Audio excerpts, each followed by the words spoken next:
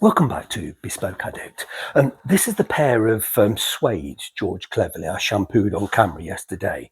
They were very, very dusty and they looked awfully sad, and they look different now. They certainly look darker, but the nap is, as is always the case when you've suede's supposed to it's like a it's supposed to have like a surface with all the fibers standing up so it feels soft, and when you shampoo it, it gets crushed and it dries flat and it feels crunchy. But there's various ways, and you can buy suede brushes. They generally are brass, and then little tiny brass. It's like a bit like a toothbrush, like a brass toothbrush tends to be a bit longer, but instead of the teeth being plastic, they're brass. I find them a little bit aggressive. They do it fast, but they will scratch all the edges, and they also tend to drag the fibers and make and stretch the fibers so the shoe almost looks feathery and hairy. You can singe that off with the match.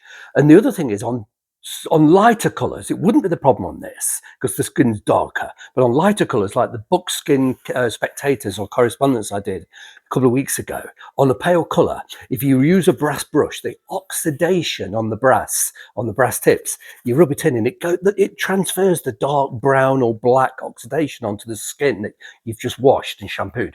I tend to favour a Scotch-Brite pad. It's just a pan scrubber.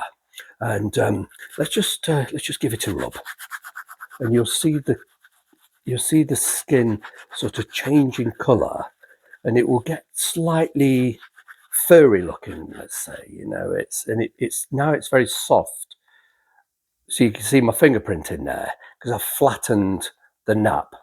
Doesn't matter how many times I press that; it's already flat.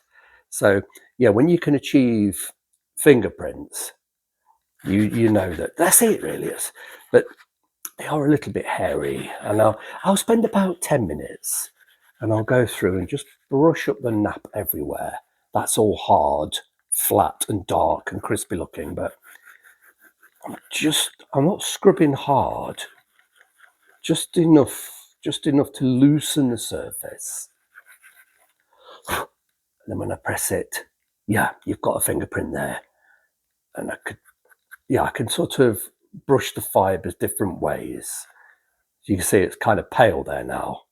Brush it back the other way and it goes light. But on this, it's because it's squashed. Not too bad there, but here, yeah, it's very squashed. But yeah, these are going to prove to be too hairy. There's too many fibers on the surface. Let's just brush it with a clean, soft brush. Just try and brush everything in the right direction. Yeah, it's definitely, some of the fibers have stretched, and I expected that. So I'm not going to leave them like that. I'll do a separate video. I don't have a lighter to hand or a match, and yeah, I don't know if the camera's picking them up, but yeah, if you just sort of get the flame and you just pull the shoe very carefully into the flame and then just rub it, and you can rub those fibers off. Let's just bring it up. These little tiny, they look like little pale bits. If I push the skin down, push the nap down, you can't see it. Push it back the other way, and it's got little tiny pale bits because they're stretched. And that does happen to suede. It's just one of those things that, but the way to, the shoes are not like that when they're brand new. But when they've been cleaned and rubbed a couple of times, it just stretches the fibers. And in extreme cases, they almost float in the wind. They're about 10 millimeters long.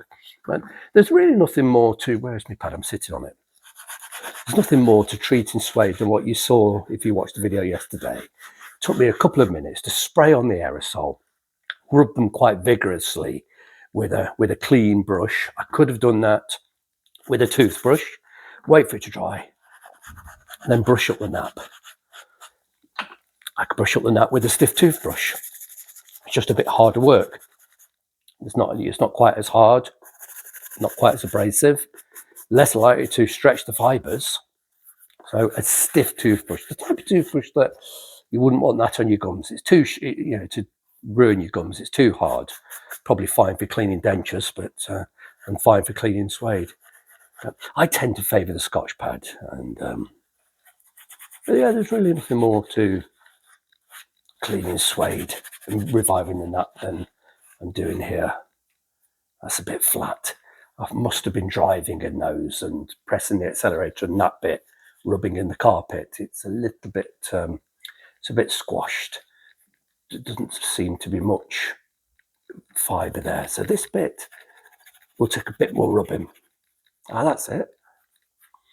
Just scuff the surface slightly. Yeah, driving is a bit of a menace. It does tend to, it just gets rubbed into the carpet. And if the carpets were completely clean, that wouldn't be a problem. But invariably, we've got little bits of sand and grit and dust on the bottom of our shoes. We climb into the car, rub that grit and dust onto the carpet, and then we're pressing the pedals with the heels sort of rubbing. And so, yeah, I never drive in my best shoes. I've clearly driven in these, but I'll be able to get that, I'll be able to dress that up just a bit more time than the rest of it, because it's sort of rub the nap away. But I'll just keep going until I revive and sort of scratch the nap back in. But yeah, they look a bit weird. The colour looks a bit patchy because the fibres have stretched, and it's perfectly normal. And I'll do it in a separate video. I'll get a lighter, and I'll just these long.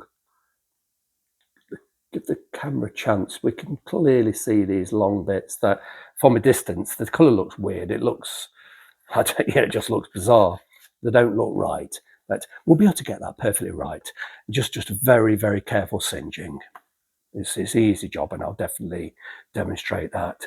And then there will appear to be a more of a tobacco colour rather than this sort of mottled because of the stretch fibres.